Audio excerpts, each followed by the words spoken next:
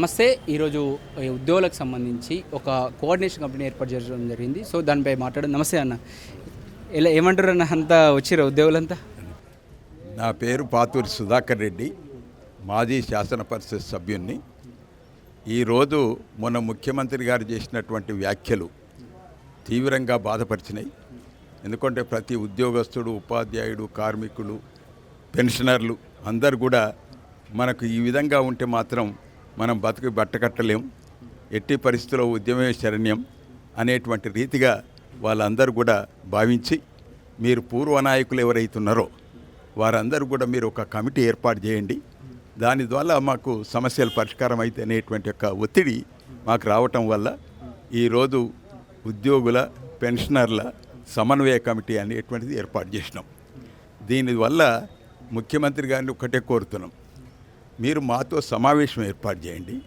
సమావేశంలో ఎవరేవే సమస్యలు ఉన్నాయో వాటిని క్రోడీకరించి మీ అధికారులతోటి దానివల్ల ఎంత ఆర్థిక భారం పడుతుంది, ఆర్థిక భారం వల్ల ఏ విధంగా చెల్లించడానికి అవకాశం ఉంటుంది, దాంట్లో ఇంకేమన్నా బేరసారం చేసడానికి అవకాశం ఉంటుందా అనేటువంటి చర్చించిన తర్వాత ఆ ప్రసంగం చేస్తే బాగుండవచ్చు.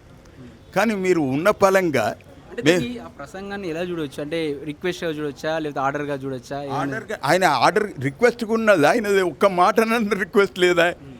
నాకు ఈ పరిస్థితుల్లో ఆర్థిక భారం చాలా ఇబ్బందిగా ఉన్నది, కాబట్టి మీరు పునరాలోచన చేయండి, మీ డిమాండ్లన్నీ కూడా తర్వాత పరిష్కారం చేస్తా అనేటువంటి మాట మాట్లాడితేనో మీరు అన్నట్టుగా రిక్వెస్ట్గా ఉంటుంది అనేటువంటి మాట వస్తుండే.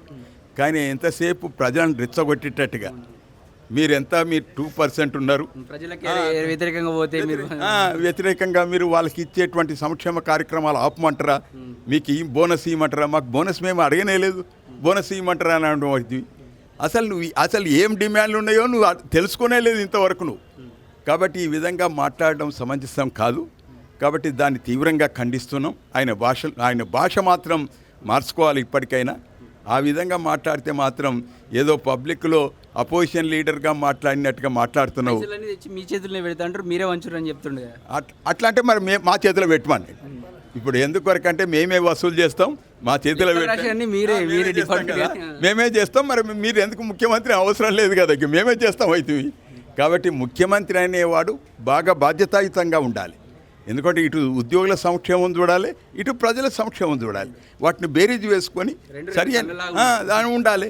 కానీ ఉద్యోగులను మీ ఇష్టం వచ్చినట్టుగా మాట్లాడుతూ కేవలం మేము ప్రజల పక్షానే ఉన్నాం అన్నట్టుగా ఫోజ్ ఇచ్చేటువంటి పరిస్థితి తీసుకొస్తే దాన్ని మాత్రం సరి అయినటువంటి విధానం కాదు. కాబట్టి దాన్ని మాత్రం తీవ్రంగా ఖండిస్తున్నాం. ఇలా ఉద్యోగ, ఉపాధ్యాయ, కార్మికులు అందరూ కూడా, మా ఉపాధ్యాయులందరూ కూడా ఎంతో ఆవేదన పొందుతారు. అధ్యాపకులు కానీ, ఉపాధ్యాయులు కానీ. విద్యా కమిషన్ అనేది ఏర్పాటు చేసినావు. విద్యా కమిషన్లో ఒక్కనాడు కూడా మీ కమిషన్ సభ్యులు, చైర్మన్ కానీ, వైస్ చైర్మన్ కానీ, ఇతర సభ్యులు కానీ, మా ఉపాధ్యాయులను కానీ, అధ్యాపకులతోటి కానీ ఒక్కనాడు చర్చించలే. మన విద్యా విధానం ఎట్లుండాలి, ఎటువంటి స్టేజెస్లో ఉండాలి అనేటువంటి చర్చించకుండా మీ అంతలో మీలే ఒక్కరు కూడా ఆ కమిషన్లో, స్కూల్ ఎడ్యుకేషన్లో పనిచేసేటువంటి వాళ్ళలో కమిషన్ సభ్యులు లేరు. ఐఏఎస్ ఆఫీసరో మురళి, ఇతర సభ్యులందరూ కూడా హయ్యర్ ఎడ్యుకేషన్ సంబంధించిన వాళ్ళు ఉండొచ్చు, కానీ వాళ్ళు ఎన్నడూ కూడా అధ్యాపకులతో మాట్లాడలేదు. పోనీ హయ్యర్ ఎడ్యుకేషన్ సంబంధించిన వాళ్ళే ఉందని అనుకుందాం, వారి అధ్యాపకులతో మాట్లాడినవా మరి ఎన్నడానా? వారితో మాట్లాడకపోతే. కాబట్టి నీ పాలన ఏ విధంగా జరుగుతుంది అనేటువంటిది ఒకసారి ఆలోచన చేయండి. కాబట్టి మేము ఇటువంటి విషయాలను కూడా ప్రస్తావిస్తున్నాం. మేము బాధ్యత తీసుకుంటాం అంటున్నాం. విద్యా కమిషన్ ఏ విధంగా పనిచేయాలి, విద్యా వ్యవస్థ ఎట్లుండాలి అనేటువంటిది మేము మాట్లాడతామనేటువంటి ఒక మాట చెప్తున్నాం. దీంట్లోనైతే ఆర్థికమైన భారం లేదు కదా. కాబట్టి ఇటువంటి సమస్యల మీద మా ఇవాళ ఉద్యోగ, ఉపాధ్యాయ, పెన్షనర్లు అందరూ కూడా ఎంతో ఆవేదనతోటి ఈ కార్యక్రమాన్ని రూపకల్పన చేయడానికి సమన్వయ సమితి ఏర్పాటు చేసినాం. దానికి అందరు కూడా ఊతమిచ్చేటువంటి ఒక అవకాశం ఉంటుంది.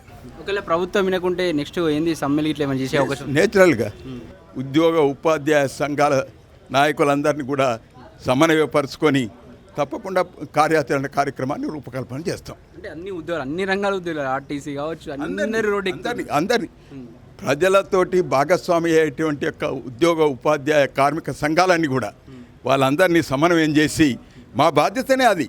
సమన్వయ సమితి అనేది ఏర్పాటు చేయట్లో అదే ఉద్దేశం. ప్రత్యేకంగా అటువంటి ఎందుకంటే ప్రభుత్వం డైరెక్ట్గా ఉద్యోగ సంఘాలు కానీ ఉపాధ్యాయ సంఘాలు కానీ భయపడేటువంటి అవకాశం ఉంటుంది. వారు హ్యాండ్ ఓవర్లో ఉంటారు కదా. మాకైతే భయం లేదు కదా, మేమంతా రిటైర్ అయిన వాళ్ళం. కాబట్టి అందుకొరకే మేము సమన్వయం చేసడానికి ఈ కార్యక్రమాన్ని ఏర్పాటు చేసినాం.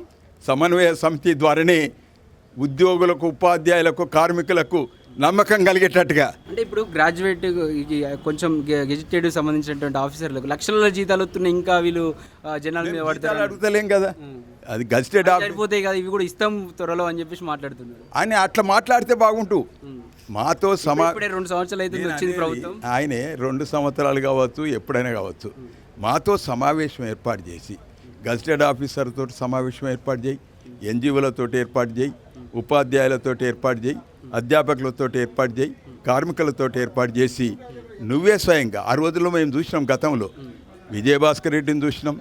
వారే స్వయంగా సమావేశం ఏర్పాటు చేసి దాంట్లో క్లియర్గా చెప్తారు. రాజశేఖర రెడ్డి చూసినాం, చంద్రబాబు నాయుడు చూసినాం, ఎన్టీ రామారావుని చూసినాం, ఇంత పెద్ద పెద్ద నాయకులందరినీ చూసినాం. నువ్వు ఏమి లేదు మాట్లాడకుండానే ఒకటే ఆరోపణ చేస్తున్న మొదలు పెడితే ఇక మా ఊళ్ళో ఎట్లుంటుంది ఆక్రోషం. ఆ విధమైనటువంటి మమ్మల్ని తోచినట్టు ఉన్నది. ఉద్యమం వైపు ఎందుకు పోతలేరు మీరు ఏం చేస్తుండ్రు అని అన్నట్టుగా భావించిన అందరూ కూడా, ఉపాధ్యాయ ఉద్యోగ కార్మికులందరూ కూడా. అందుకొరకే ఈ సమన్వయ సమితి ఏర్పాటు చేసి మా డిమాండ్లు ఏమనేటువంటి విషయాన్ని కూడా వారికి స్పష్టంగా వారికి ఒక మెమరాండం రూపంలో ఇస్తాం. మెమరాండంలో దాంట్లో ఏమైనా స్పందించినట్టయితే అప్పుడు ఫర్దర్ ఫ్యూచర్ కార్యక్రమాన్ని ఏర్పాటు చేయడానికి అవకాశం ఉంటుంది భవిష్యత్తులో. Thank you.